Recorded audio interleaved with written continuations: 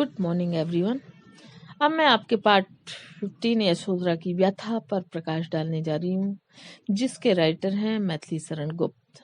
मैथिली शरण गुप्त का पहले जीवन परिचय बताऊंगी, ये आप ध्यान से सुनिएगा। और इसके बाद क्योंकि राइटर का जीवन परिचय में से क्वेश्चन आते ही हैं, इसलिए आप ध्यान दीजिएगा। ओके। श्री गुप्त जी का जन्म चिरगांव, झांसी, उत्तर प्रदेश में सन 1886 ईस्वी में हुआ था। आपकी प्रारंभिक रचनाएं सरस्वती पत्रिका के माध्यम से प्रकाशित हुई। प्रथम पुस्तक रंग में भंग का प्रकाशन संवत 1966 में हुआ। संवत 1969 में भारत भारती प्रकाशित हुई। इसी पुस्तक ने सबसे पहले हिंदी प्रेमियों को गुप्त जी की ओर आकृष्ट किया। गुप्त जी ने 2 महाकाव्यों और 19 खंड काव्यों का प्रणयन किया। साकेत, यशोधरा, द्वापर, जय भारत, विष्णुप्रिया, जयद्रथ पद आदि आपकी उल्लेखनीय रचनाएं मानी जाती हैं।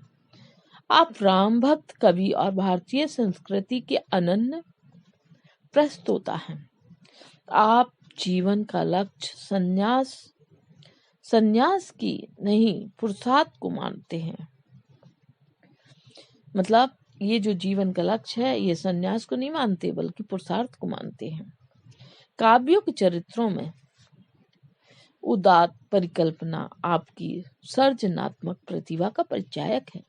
गुप्त जी ने अनेक नाटक, प्रगीत और मुक्तक काव्य लिखे हैं। खड़ी बोली के स्वरूप निर्धारण और विकास में गुप्त जी का योगदान अन्यतम है।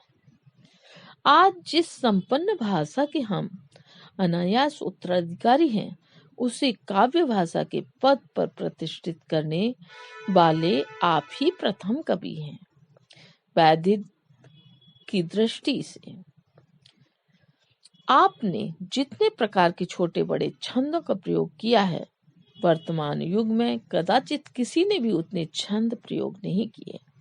नारी के प्रति आपका दृष्टिकोण अत्यंत श्रद्धास्पद रहा है।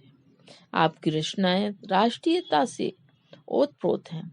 आपको इस युग का प्रतिनिधि राष्ट्रीय कवि कहा गया है। मोस्ट इम्पोर्टेंट क्वेश्चन, प्रतिनिधि राष्ट्रीय कवि किससे कहा गया है? प्रतिनिधि राष्ट्रीय कवि मैथिली शरण गुप्त को कहा गया है। ओके, ये बहुत महत्वपूर्ण क्वेश्चन है, आप लोग ध्यान दीजिएगा। इसके बाद ये जो कविता है, इस कविता को पूर्ण रूप से समझाना तो बहुत मुश्किल है, इसलिए मैं इसका सिर्फ सार बताने जा रही हूँ, ध्यान दीजिएगा। और आप बाकी कविता का जो सार है उस पर इसमें से मैं जो वीडियो बना रही, इससे ध्यान देकर पूरी कविता को समझ सकते हैं। ओके, तो जैसे कि आपको पता है कि मैथिली शरण गुप्त द्वारा रचित है। ये इस कविता में क्या बताया गया? यह जो कविता है, इसमें यशोधरा नामक ये महाकाव्य से ली गई है। इसमें राजकुमार सिद्धार्थ अपनी पत्नी यशोधरा को सोता हुआ छोड़कर आधी रात को अपनी साधना संपन्न करने के लिए राजमहल छोड़कर चले गए थे। यशोधरा महल में अपने पुत्र राहुल के साथ रह गई थी। अब पति वियोग था।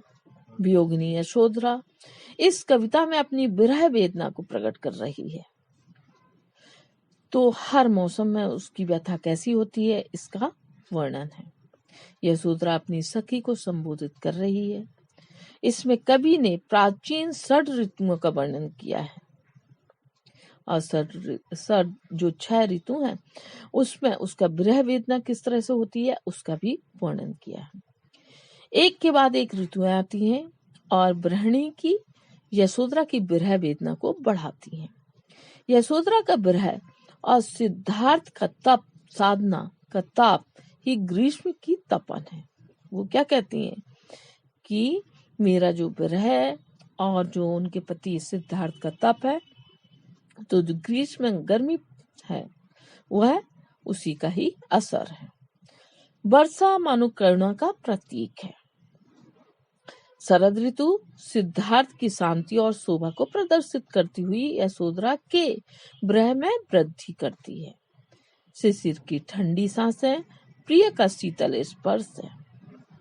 इसी प्रकार कवि ने हेमंत और बसंत ऋतु में भी यशोधरा के विरह भाव को स्पष्ट किया है। ऋतुएं ही गृहिणी यशोधरा के विरह को विचलित नहीं करती, अपितु वे यशोधरा के विरह से पीड़ित होकर अपने भाव दशा को बदल रही हैं। कविता में ऋतुओं का मानवीकरण किया गया है। ठीक है, ये आपका सार हो गया है। अब इसके बाद जो क्वेश्चन आंसर है वो PDF रूप में आपको दूंगी। ठीक है, अब आप PDF देखिएगा और इतने सार से कविता समझने का प्रयास कीजिएगा। ओके।